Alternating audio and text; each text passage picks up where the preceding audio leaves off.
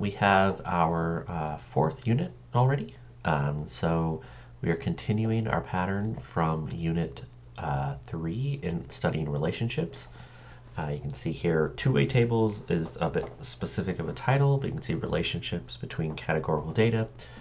And unit 4 is one of our short single module units. So on Canvas there is just the single module 10. This entire unit is pretty short, and it's actually a little interesting. This is also the last topic of the semester that we come back to learn how to study a little more concretely. You'll see in the notes, we'll actually mention that. Okay, so we have mainly been studying quantitative data so far. Right? So what is the difference between quantitative and categorical data? Quantitative are numbers. Categorical data is something that's not a number. Usually it's given that title categorical because it comes from a category, but you can also think very simply something like a word. So most often you're going to write this down with the word. Right? If I ask you your gender, your ethnicity, tons of different things. What color is your car? You answer with the word. You don't answer how many miles your car has or something like that. So here's a few examples really quick. Male or female, so that's categorical. What is your height? That's a number. What is your GPA? That's a number. So those are quantitative, not categorical. Where do you sit, front, middle, or back? Right now you probably just sit in front of your computer. Right, moving on to the bottom ones there. This is more the pattern we're going to be looking at. So we are studying relationships between two categorical categorical variables here, just like in the last unit with modules 8 and 9. Unit 3, we were studying the relationship between two quantitative variables. Now we're switching to two categorical variables. And we will mix and match it up also right at the end of the semester. All right, are males or females more likely to feel that they are overweight?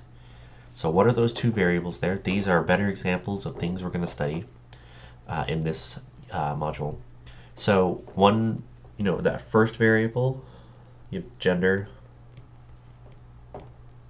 feel that they are overweight. So, actual overweight is based on your weight, some number, BMI, or just your actual weight. But it's about how you feel about that. There's not a good way to describe that. It's just feeling overweight. The answer is maybe yes, maybe, or no, something like that. Or yes or no, very simply. And so that seems like it's answered, it's a feeling there. So yes, these two are both categorical. So we need each thing to not be a number. Is the relationship between college GPA and where a student is there a relationship between college GPA and where a student tends to sit in class? There's a bit of a cliche, right, that students who sit in the front do better. I think that's what we're hinting at of that question. So, but GPA is a number, right? Where you sit, that is a categorical variable, but that compares a categorical variable to a number. Again, these are actually things, each of these types of things we'll be able to answer by the end of the semester. Our final module is module 27. We do have quite a bit to get through, in case that's a little scary. One of those is along the way, is not a real module, and at least one or two are also very short. So modules 25, 6, and 7 allow us to answer all of these more detailed questions. So that is our goal for the end of the semester. All right, is there a relationship between high school GPA and college GPA? So number, so that's really not what we're talking about. Both of those are quantitative. That's actually what we just talked about in Unit 3, comparing two quantitative variables. So you can calculate the correlation between those, and if you're interested, you can then do the regression between them. Right, are students who sit at the front of class more likely to be shorter than students who sit at the back of class? It sounds like we're probably going to measure their height for how tall they are. Where they sit front, middle, back is categorical, but height would be quantitative. Okay, so that's an example of the things that we can't quite study yet, and the one we are going to study. Going on the theme of where you might sit in class, here is what's called a two-way table. There's one variable here. There's one variable here. We have the notes on Canvas and how to make this on StatCrunch, because it'll originally come from 2 columns of data, and then you can ask StatCrunch to summarize it here.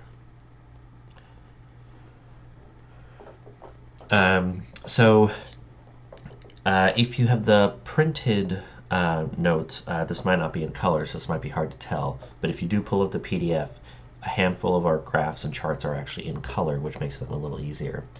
So you can see graphically we have the amount of people who sit in the back, and then the middle, and then the front. So you can see visually most people sit in the middle. This whole entire module relies on us calculating percentages. So there's a handful of different reasons why, but essentially we should always compare with percentages. Sometimes it's really important. Sometimes it's just easier so that we know the total. Percentages out of the total, it helps us reference the total. All right, of all students in the study, what percent sit in the front? Right, so basically a percentage is almost always formed by a fraction, and so some sort of division is how we form a percentage most of the time. So what percent sit in the front? So we have 52 out of 236. And then, sorry, I misplaced my calculator.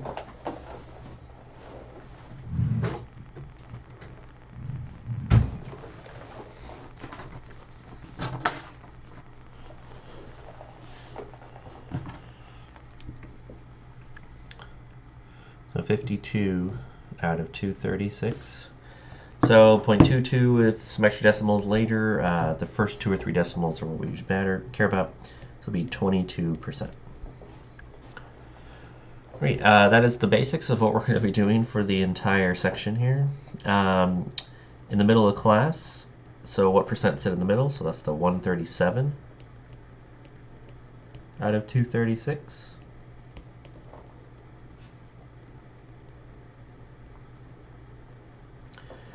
So if we round to 2 decimal places, that would be 58%. So you can see that's why the red category is the largest there, 58%. And then last, the smallest number of people sit in the back, so 47 out of 236. I don't think I explained, so 19.9, so if we round to 2 decimal places, 20%. The inner data here is the actual numbers, so this means 37 females sat in the front, and then everything on the outside is the total. So either total for the row or column, wherever it is. So 150 is how many females there were, 86 is how many males there were, 52 people sat in the front. Okay, so our goal is to ask, is there a pattern or a relationship among the variables? And so you can see how we would specifically word that. Is gender associated, question B here, is gender associated with class seating? So how are we going to study that? So we expect the seating distribution to be, is it the same or is it different when we take gender into account if gender is associated with class seating? Right? So if males versus females sit differently in the classroom in different spots, what would we expect to see? We'd expect to see a different seating distribution when we look specifically at genders. Right. When we calculate probabilities for just visually it's a row or a column, but just for one of the variables. They're called conditional probabilities. And so now we're going to repeat the same idea, but calculate it for specifically the male and female group. Okay, so let's clean this all up a little bit here. So of all the female students in the study, what percentage sit in the front of class? So you want to think the first few times around, you want to think very clearly what's happening here. If we're saying all the female students, we're kind of not thinking at all about the male students. And it asks what sat in the front. So 37, so these totals don't matter anymore. The overall total also doesn't matter anymore. We only are looking at the female row. We could have done the front. So the number 37 is the most important. Almost everyone I see usually figures that out. And then it's usually the question of, do I divide by 52 or divide by 150? And so it just depends which variable you're told doesn't matter right now. Kind of imagine crossing that out. And then that tells you what's the more appropriate denominator. All of these is always making the most appropriate denominator is usually what's the most difficult part of the questions, so that you can compare all of them correctly. Of all the female students in the study, what percentage sat in the front? So 37 out of 150.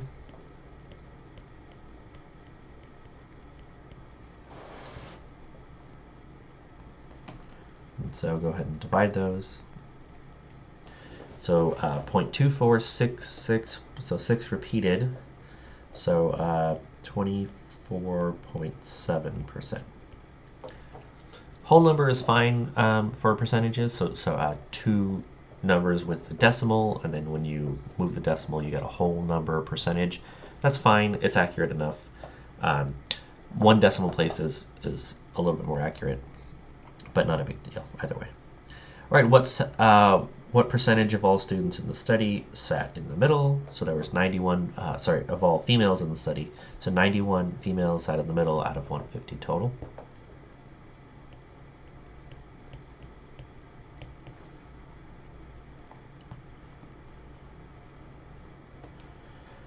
So rounding, that's going to be 60.7%. So should be left over for the rest. We could either subtract from 100 or calculate. So 22 sat in the back out of 150. You can ask StatCrunch to also calculate all of these, or you can ask it to even do the graphs if you just need to kind of figure out an answer. There's a lot of different graphs you could ask it to calculate. So 22 out of 150, 14.7%. It's somewhat similar to the other one, 22 versus 24.7% for the front, 58 versus 60.7 for the middle, 20 versus 14.7. It's all pretty similar. The females are already included in the total, so that makes sense, but we want to split it up and compare female versus male. All right, same thing for the males. So let's kind of clean everything up again. So this time there are much less males. I always assume we made this example from a college class, and college students sit. I don't know if you know, there are much more female students now in classes getting degrees, graduating, all of the above options than females. Over the last decades, there's been a push to get more women in school in certain areas, but just in school in general. And that actually worked really, really well. And now we've actually need to pivot back and encourage more males to come back to school in terms of them trying to be equal. So this is actually quite common. It's common in certain disciplines, of course. Certain disciplines, male-female ratios are a little different, but in general, it's actually quite common now. It's not quite twice as much. This is almost twice as much, but it's pretty close sometimes. All right, so males, the total is 86. So in the front, 15 out of 86. Let's write all the fractions and do the decimals later. 46 in the middle. 25 in the back.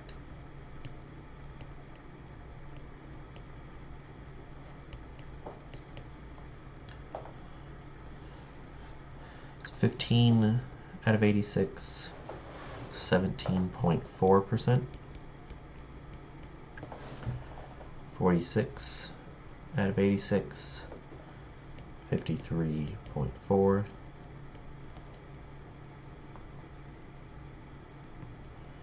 And 29%, 29.1. Okay, so we have, and now we can start comparing them, 24% versus 17% for sitting in the front.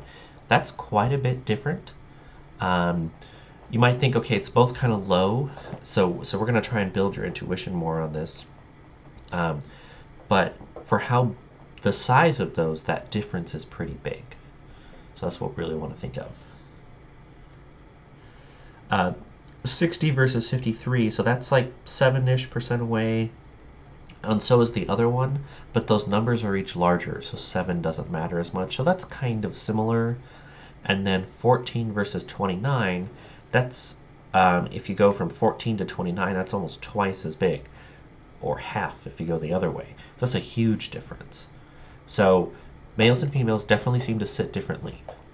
Essentially, most people still sit in the middle, but males sit much less in front and much more in back. Right? So who's more likely to sit at the front of class? Females. And who's more likely to sit at the back of class? Males. It's probably a bit of a cliche. I've never actually done the studies, but students who sit in the front maybe do a little better. The only thing I will actually say is in a classroom, students who sit in the front maybe are a little more likely to participate, if that matters. And participation may or may not equal slightly better grades. So unfortunately, this goes along with the theme of females being frequently better students, participating more, more women in general in classrooms, and then separately, a higher percentage of women end up graduating also. So I think they take more units. So kind of across the board, women are definitely doing better than men in most scenarios of college classrooms. Probably high school too. Okay, so you have the total one here, but we're really looking to compare the other two. So you can see the larger green one for males is that males are much more likely to sit in the back. And then this one. And then the larger blue one for females is they're much more likely to sit in the front.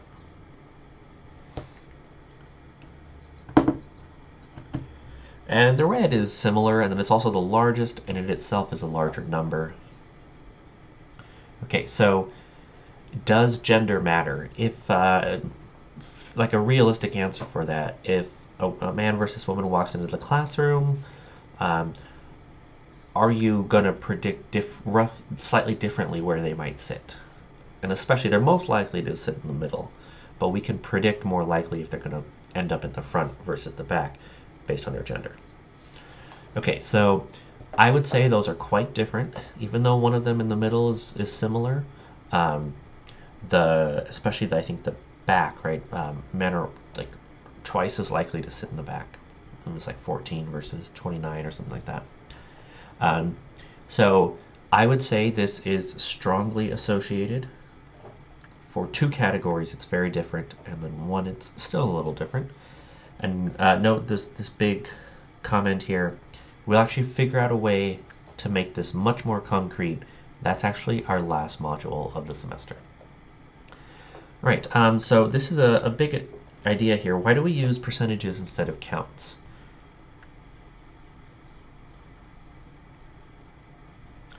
So here,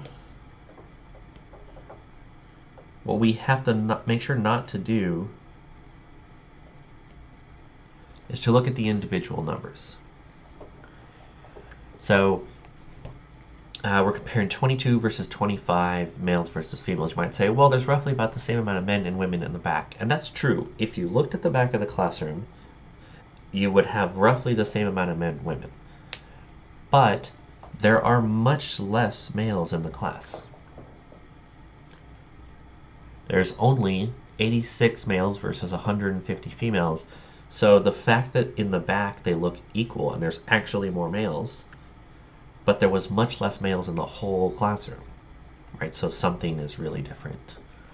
And in the front, we kind of have the opposite scenario. There's twice as many females in the front, over twice as many. But we actually expected more females in the front if it were if each one followed the same pattern, because there's more females in the class in general. So we really have to look at the percentages depending on which variable we want to study.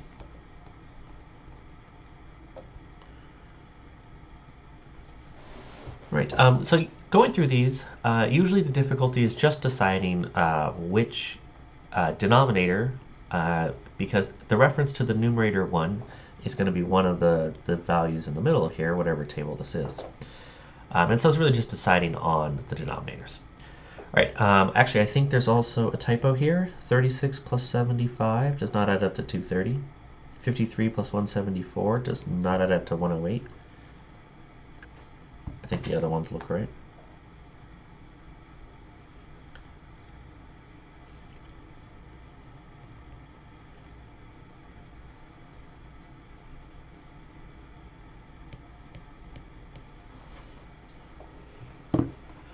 Right, and then I think both of those add up to 338. I think that fixes that. So I think there's a few questions. We'll go ahead and probably just do one of them. And it's always just determining the denominator. In general, that can be more difficult here. Sometimes if it's asking you to compare gender, then you'll always know that that's the denominators you're going to form. And then otherwise, it just takes some practice. There's one big tip I will give you. So let's write it down.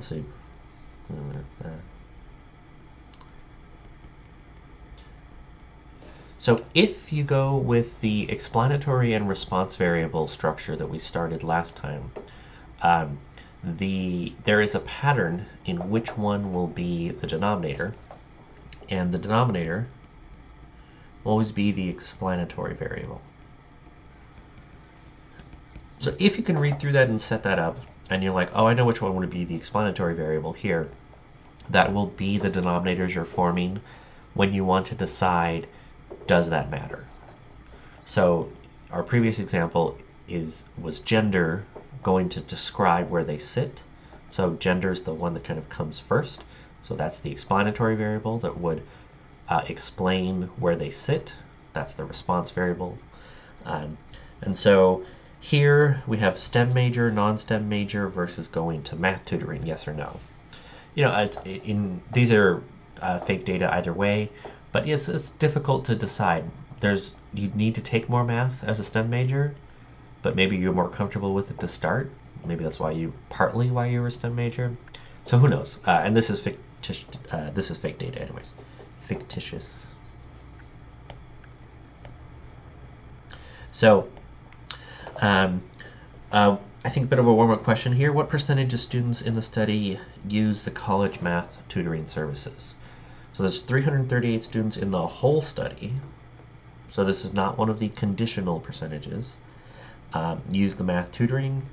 Math tutoring, yes, is this number here, 227. So 227 out of 338.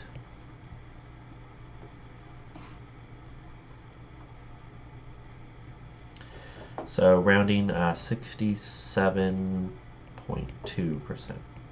So about 2/3 of the students used that.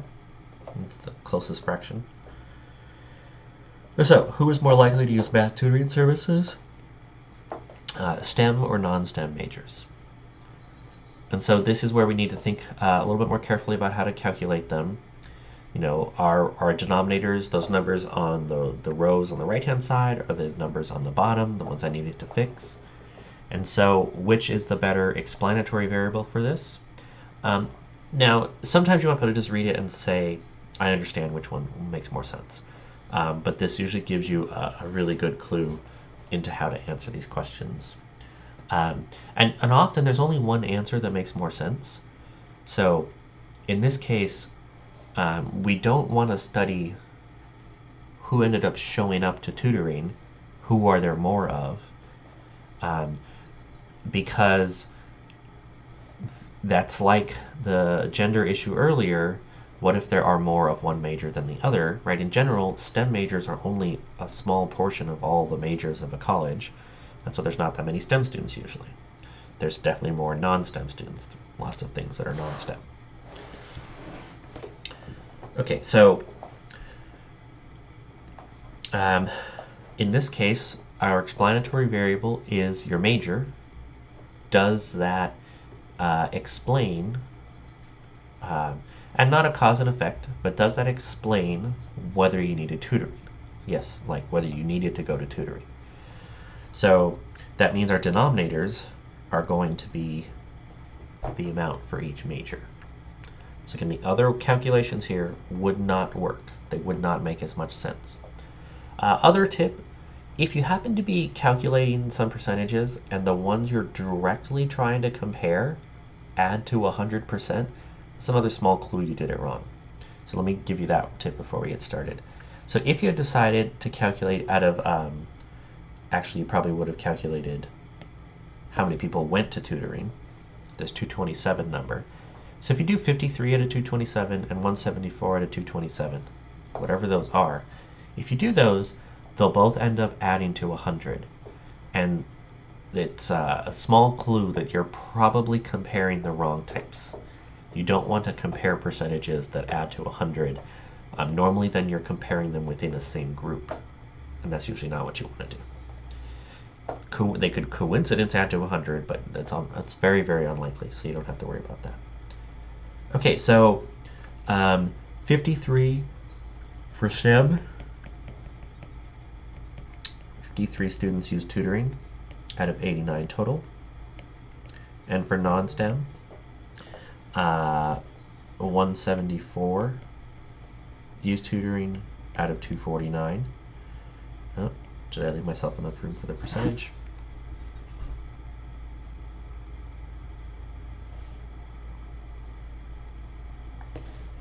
So 59.6% for STEM.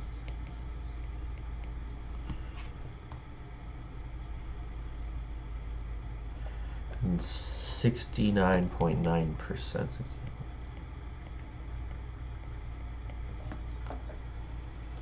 Right, so it depends how many different majors came in. We want to make sure we're calculating these correctly.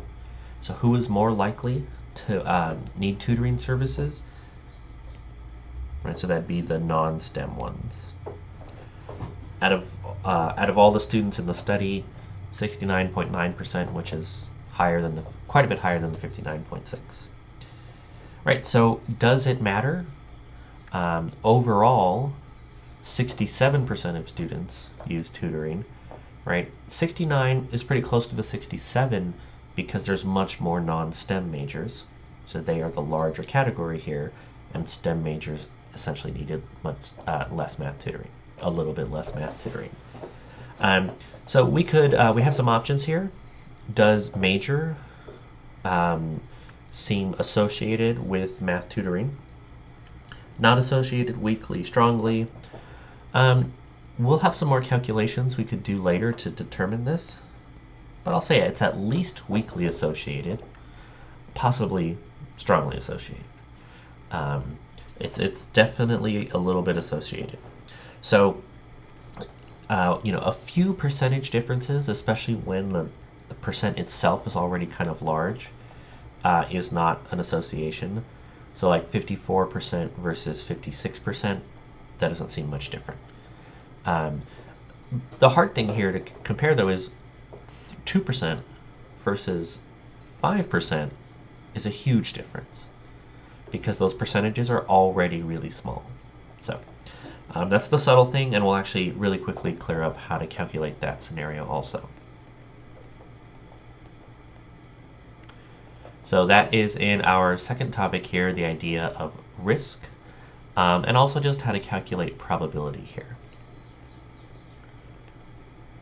So risk is just probability when it's a bad thing. And so that is not a really specific That's not something different. It's just we often like to categorize it as risk, and often real life studies will want to do the same thing. Um, so we're going to use this to also introduce how we can calculate, like 2% more is a big deal if you're starting at 3%, but 2% more if you're starting at 80% doesn't feel like a big deal. On the next page, we'll see how to calculate that more. Okay, so you're not supposed to smoke when you're pregnant. And one of those health outcomes that is a problem is having a low birth weight baby. For like a given term, a given week of at delivery, you have a distribution of weight, and low weight is too low of weight is a health risk. Low and like a little lower than average is no big deal, but too low is a big deal. So this is one of the negative health outcomes, usually possibly related to smoking. But this is one of the negative health outcomes for pregnancies in general. So we have smokers, yes or no, and then did they have a low birth weight baby? Apparently this comes from a Massachusetts study. I don't think we have the reference though. So there were 189 people in the study in total. 74 smoked, 115 did not. It's probably a long time ago, right? Or maybe they particularly recluded more smokers. So 59 ended up having low birth weight babies, and 130 didn't. Okay, so for a smoker, specifically smoker, what is the risk of having a low weight baby? So we've said we are only looking at people who smoke. This time that's a column. The row versus column is not consistent. So specifically that is for that column, what is the risk of a low weight baby? So there were 30 low weight babies out of 74.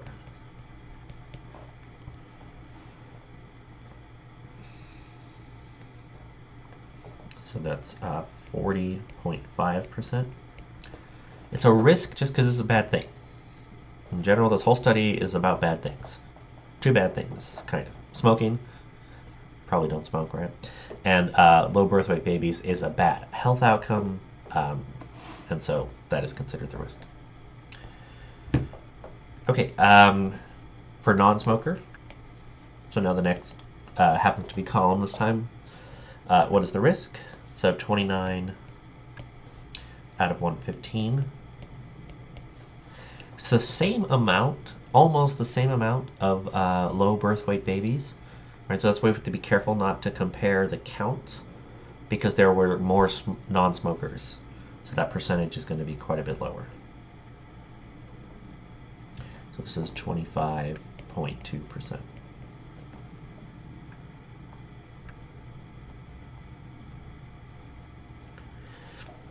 So you can see there's much more risk in having a low weight baby when you smoke. I mean, it's like 15% more likely. Right, and then lastly, this finishes off our entire module here, is how do we make this more precise? I said 15% more likely. Percentage, though, is very subtle. So there are a few things we can calculate, and I'll tell you which one I personally prefer. All three of these are valid. One of them is not a great idea. And there's three things here. Two are similar. One is different. And I'll just tell you which one is my preferred method. All right, so this can be done even without risk. We're just introducing it here in general. And so you can calculate the percent change between these two. So they're already percentages, which is a little weird, but we can use this to calculate percent change. So that is how we're thinking about this. So percent change is really roughly the idea of the change over the original. And so specifically for risk with the smoking idea, it's going to be the increase in risk divided by the kind of risk when not smoking. That'll be thought of as the original. So you're going to kind of subtract So the increase, it was 40.5% minus 25.2. So that's how much it went up. And the original risk, so the general percent change formula is just the change divided by the original. Specifically for risk, we worded it a little differently, but it's practically the same thing. So the original is the 25.2. Right, so go ahead and subtract those and divide.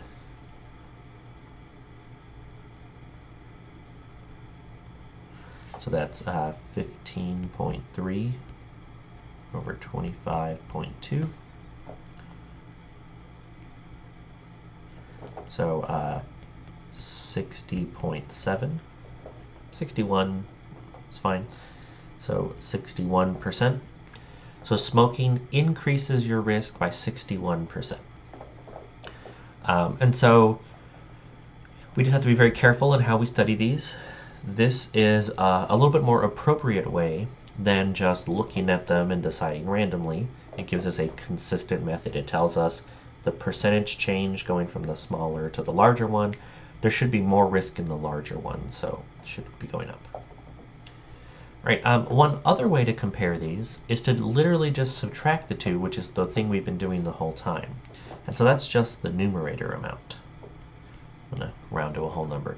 So if you're going to subtract the percentages to compare, you should use the word percentage points to clarify you just subtracted the two. And this is the least preferred method because it's not relative to how big they are. And then you have to usually talk about how the original sizes were, and then you should have just calculated one of these other ones. The last one is to divide the original two percentages, and so it's actually the same exact thing as the first one without the subtraction aspect. So it looks like the beginning of that fraction, 40.5 divided by 25.2.